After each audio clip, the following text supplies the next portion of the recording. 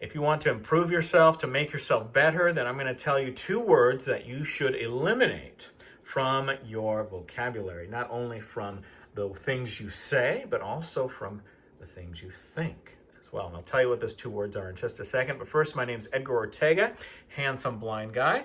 And if you're interested in the great mysteries of the world, the great mysteries of the universe, the great big questions in life, or if you enjoy tips on how to improve yourself by improving how you think, by thinking more efficiently, more constructively, then be sure to subscribe to this channel. Hit the subscribe button and the notification bell so you get updates each time I upload a new video. And this will be a short one because I can't find my tripod and I don't know how long I can hold this camera up. Well, anyway, the 2 words that you should eliminate, not only from your speech, but especially from your thoughts as well, are I want. And people have heard me say this before, and you may not think it's a big deal, but I'll tell you why it's important. You should try to eliminate these things, or these 2 words, from your vocabulary, both in how you speak and how you think, and I'll make my case. Words are extremely powerful. Now, you can think things, but when you say them, it reinforces those things you think. In other words, it reinforces your perception of the world, how you perceive things, how you perceive the outside world, and how you perceive yourself. When you say, I want, you're putting yourself in a negative state, or rather, you are telling yourself, no matter how small, you are in a small state of despair, or in a small state of suffering, right? I want that thing. I want to go to this place. I want. Right? And so you're forever in this place of lacking something you think will make you happy. And you're not going to be happy until you get that thing that you want. All right? So this is that negative state that you're putting yourself in. And the more you think it, the more it builds these paths in your mind to automatically go to that thought. I want. And immediately, no matter how small, you are suffering or in despair in a small way.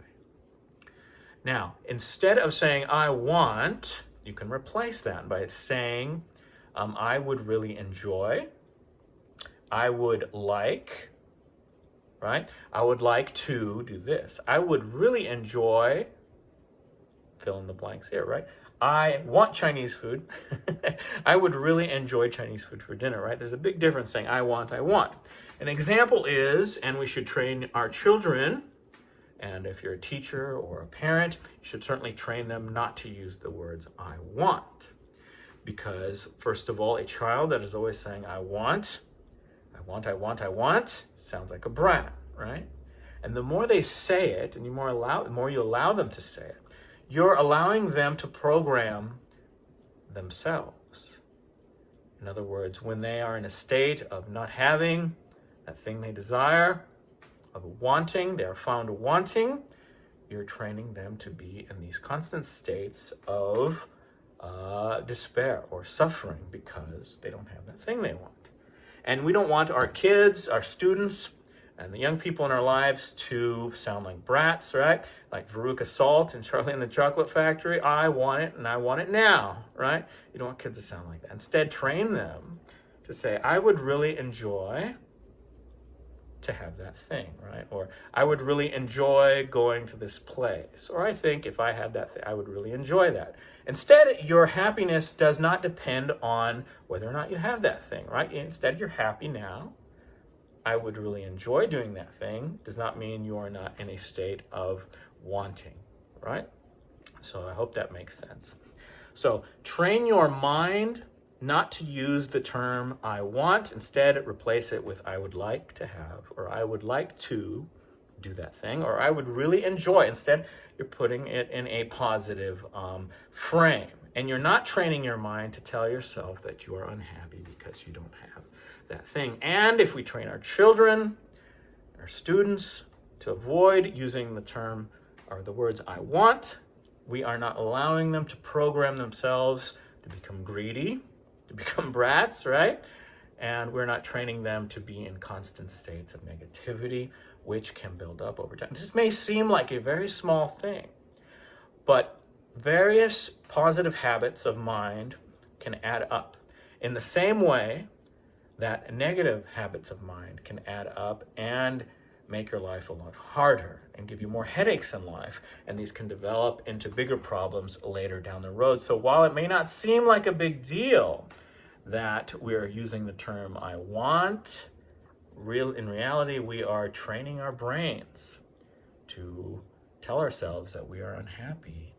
And it's no wonder that many of us suffer from despair, depression, anxiety, because many habits of mind can build up negative habits.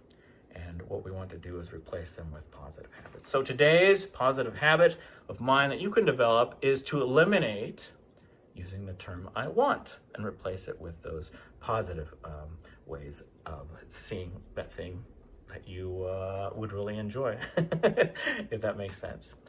Thanks for watching. If you enjoyed this, be sure to share it. And of course, give it a like.